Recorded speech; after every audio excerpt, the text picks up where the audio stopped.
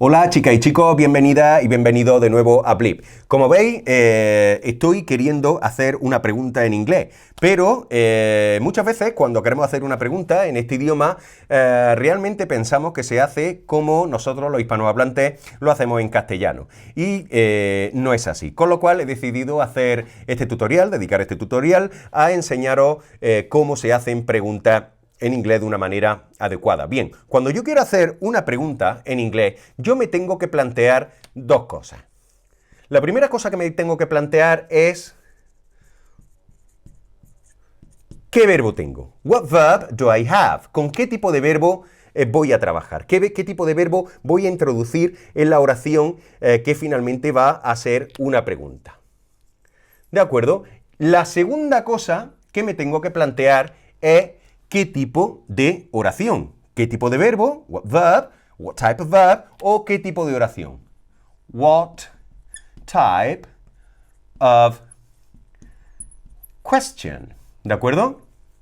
Bien, como digo, hacer una oración en inglés no es una cuestión, como en español, muchas veces, de subir el tono al final de la oración o de poner a nivel escrito un signo de interrogación al final. Hacen falta otros procedimientos y otra reestructuración de la oración. Vamos a comenzar en este tutorial. Este tutorial se va a partir se va a dividir en dos vídeos, uno para esta parte y otro para esta parte, ¿de acuerdo? Y nos vamos a centrar ahora mismo en esta parte. Cuando yo quiero hacer una pregunta en inglés, yo tengo que tener en cuenta que lo tengo que, o lo puedo hacer con dos tipos de verbos, que son verbos auxiliares, auxiliary verbs, o también con lexical verbs.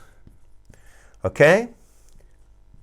Esta distinción ya la vimos en otros tutoriales. Si no habéis visto los otros tutoriales, pues los podéis volver a ver y sabéis a qué me refiero. Bien, cuando hablo de verbos auxiliares, me estoy refiriendo a un grupo muy pequeño de verbos en los que están el verbo be, el verbo have got y los así llamados modal verbs, los verbos modales, modal verbs. Modal verbs, que son a su vez otro grupito de verbos dentro de este grupo de verbos pequeñito, que son los verbos auxiliares. Mientras que los verbos léxicos, que nosotros en otro tutorial hemos llamado también verbos normales, simplemente por indicar que están más extendidos o más generalizados, más normalizados que esto en cuanto a su estructura, y que hacen su pregunta de otra manera, ¿de acuerdo? El término concreto, el término correcto sería lexical verbs. Bien, por tanto, tengo aquí dos tipos de verbos y por tanto voy a tener dos maneras diferentes de hacer la oración interrogativa. ¿Cómo voy a hacer la oración interrogativa con los verbos léxicos? Lo voy a hacer mediante un procedimiento que se llama, lo voy a poner aquí en azul para que lo veáis y lo tengáis en mente, mediante un proceso que se llama inversión, que no tiene nada que ver con economía, ¿de acuerdo? ¿Qué quiere decir el proceso de inversión? Quiere decir que se invierte el orden de algunos elementos, en concreto de dos elementos. ¿Y qué dos elementos vamos a invertir, vamos a cambiar de orden? Van a ser el sujeto y el verbo auxiliar. El orden normal de una oración con este tipo de verbos sería sujeto, verbo auxiliar, lo vamos a marcar para saber qué es verbo auxiliar, más otras cosas que pueden ser complementos, lo que en español se llama un atributo, o incluso en el caso de un verbo modal podemos tener otro verbo detrás en infinitivo y demás. La cuestión es que lo que nosotros vamos a hacer a la hora de formular la pregunta es esto. Vamos a mover el verbo auxiliar delante del sujeto, que algunas veces coincide, no tiene por qué ser siempre así, coincide con el principio de la oración. Nosotros, para hacer esto, obviamente tenemos que tener en cuenta, y esto es muy importante, chicas y chicos, tenemos que saber hasta dónde llega el sujeto, quién es el sujeto, tenemos que identificarlo, porque el sujeto puede ser un pronombre personal sujeto, puede ser un sintagma nominal, puede ser una combinación, como digo, de sintagma nominal, determinante, nombre, algunas veces adjetivos por ahí, o puede ser incluso una oración dentro de otra oración que funciona como sujeto. La cuestión es que tenemos que saber que va delante del sujeto. Para eso, por tanto, tenemos que saber identificar cuál es el sujeto. Imaginémonos que tenemos una oración como he is my friend. ¿Cómo creéis que deberíamos hacer la pregunta? Lo habéis acertado. Bien, lo que haríamos sería mover el verbo auxiliar, que ya lo tenemos identificado, obviamente porque ya sabemos cuáles son los verbos auxiliares con antelación.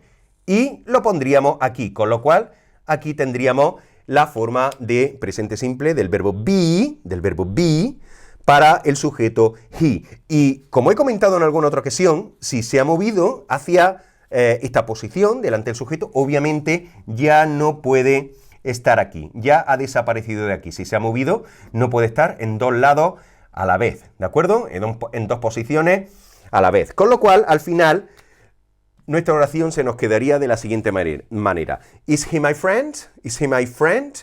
A nivel escrito, recordad que tendríamos que poner un signo de interrogación que solamente se pone al final en inglés y no al principio y al final como se hace en castellano, ¿de acuerdo? Imaginémonos que tenemos otro verbo o incluso este mismo verbo en pasado. Imaginémonos que en lugar de tener la forma is, tuviéramos para este sujeto la forma, vamos a ponerlo con otro color, la forma was. He was my friend. He was my friend. ¿De acuerdo? Por ahora no tendríamos el signo de interrogación y tendríamos una oración afirmativa. He was my friend. Él era mi amigo. ¿Cómo creéis vosotros que tendríamos que hacer la pregunta? Pues exactamente de la misma manera. Identificamos cuál es el verbo auxiliar, tenemos identificado ya el sujeto y lo que tenemos que hacer es ponerlo delante. Con lo cual, al final, la forma was se va a quedar en esa posición y obviamente ya al tenerla en esa posición va a desaparecer de aquí. ¿De acuerdo? Y a nivel escrito, pues lo único que nos queda es poner un signo de interrogación ahí. ¿Vale? Esto ocurriría con el resto de verbos, de verbos auxiliares también. Por ejemplo, si tengo un verbo como, o una oración con un verbo como he has got a dog, pues haríamos exactamente igual. Lo único que tendríamos que hacer es mover la forma has delante del sujeto y tendríamos aquí la forma has y obviamente desaparecería del lugar donde estaba inicialmente. ¿De acuerdo? ¿Vale? Con los verbos auxiliares modales, con los modales ocurriría exactamente igual. Lo único que tendríamos que hacer es lo mismo. Imaginémonos que en lugar de, para no tener que escribir demasiado hacia abajo, imaginémonos que en lugar de was, aquí, tenemos otro tipo de oración. Vamos a borrar todas las oraciones. Si queréis verla otra vez podéis ir hacia atrás en el vídeo, que eso es lo bueno de los tutoriales. Podemos ir hacia atrás y hacia adelante en el momento en el que lo estimemos oportuno. ¿De acuerdo? Imaginémonos que ahora tenemos un verbo modal como we can play football. Vale, identificamos el verbo modal, sabemos que es el verbo can y lo ponemos delante del sujeto, ¿de acuerdo? Con lo cual, can se me quedará localizado en esta posición y, como he comentado anteriormente, pues desaparecerá de aquí, ¿de acuerdo?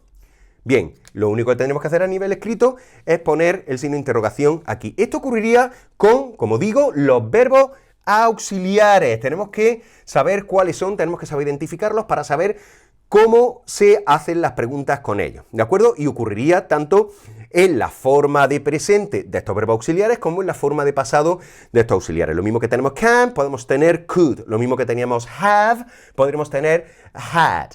O lo mismo que tenemos be, podemos tener was, were. ¿De acuerdo? ¿Fácil? Bien. Con lo cual, insisto, lo único que tenemos que hacer es invertir el orden con estos verbos. ¿Qué ocurriría? Voy a borrar ahora estos ejemplos para tener más espacio. ¿Qué ocurriría, por tanto, con los verbos léxicos?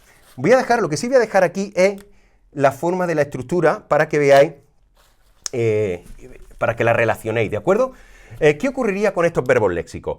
¿Ocurre exactamente lo mismo? ¿Hacemos la pregunta de la misma manera? Pues obviamente no, porque si no, no hubiéramos hecho una distinción. Mientras que aquí tenemos un proceso de inversión, aquí lo que vamos a tener es un proceso de inserción, ¿de acuerdo? ¿Y qué es lo que vamos a insertar? Lo que vamos a insertar es el operador do, que le vamos a llamar do2, puesto que en otros tutoriales lo hemos llamado de esta manera. Obviamente, a la hora de escribir nos vamos a poner este subíndice do. Es para que vosotros lo distingáis de su hermano gemelo, que es el do, verbo que significa hacer, ¿de acuerdo? Con lo cual, con estas preguntas, lo que voy a hacer es introducir el operador do. ¿Y cómo funciona el operador do? El operador do funciona de una manera muy fácil. Vamos a imaginarnos una oración con un verbo que no es modal, que es un verbo léxico, como por ejemplo, we play football. We play football. Vale. Nosotros nos vamos a imaginar que do es como un autobús que viene en esta dirección y que recoge pasajeros. Vemos que play no tiene ningún pasajero, ¿de acuerdo? Tener pasajero quiere decir que el verbo estaría en otra forma, además de su forma de infinitivo, que tendría una terminación de algún tipo o una mutación de algún tipo. En este caso, vemos que no, que está en su forma base, está en su forma infinitiva, con lo cual do vendría y se colocaría aquí y nosotros ya tendríamos perfectamente montada nuestra pregunta. ¿Vale? Fácil, ¿verdad? Fijaos, y esto es un error que solemos cometer cuando estamos haciendo exámenes, cuando estamos corrigiendo, cuando estamos haciendo redacciones, corrijo yo, obviamente, y es que pensamos que todas las preguntas se hacen de la misma manera. Aprendemos este tipo de mecanismo, el mecanismo de inversión en el colegio, después cuando ya llegamos al instituto o a la universidad pensamos incluso que se hace de la misma manera y que podemos mover el verbo play delante del sujeto y demás. Y no se hace de esa manera, eso sería una operación prohibida. No podemos decir play with football, eso estaría mal. Nos van a entender, pero no quiere decir que el que no entienda implique que nosotros estamos haciendo la pregunta correctamente. ¿De acuerdo? Bien, pues do funcionaría de esta manera. Si tuviera una terminación, por ejemplo, si tuviéramos aquí, en lugar de we, tuviéramos she, estuviéramos en presente simple, y aquí tuviéramos la marca de la tercera persona, vamos a borrar esto, tuviéramos la marca de la tercera persona, la vemos aquí bien marcada, como si fuera la S de Superman, pues se subiría, esta terminación se subiría al autobús y al final acabaría junto al do, ¿de acuerdo? Si queréis hago el proceso, la S se subiría al autobús y al final acabaríamos aquí con do más la S que finalmente se transformaría en does. ¿Ok? Esto lo hemos visto en otro tutorial, estamos solamente repasando, pero para que se quede de una manera más asentada en vuestra cabeza, ¿de acuerdo? Bien, obviamente, como ha ocurrido en el caso de allí, de los verbos auxiliares, si nosotros quitamos un elemento de aquí y se va hacia otro sitio en la oración, ya no puede estar en el mismo lugar, con lo cual la S de aquí desaparecería, ¿de acuerdo? La S de aquí desaparecería. Si tuviéramos un verbo regular, imaginémonos el mismo verbo play en pasado simple,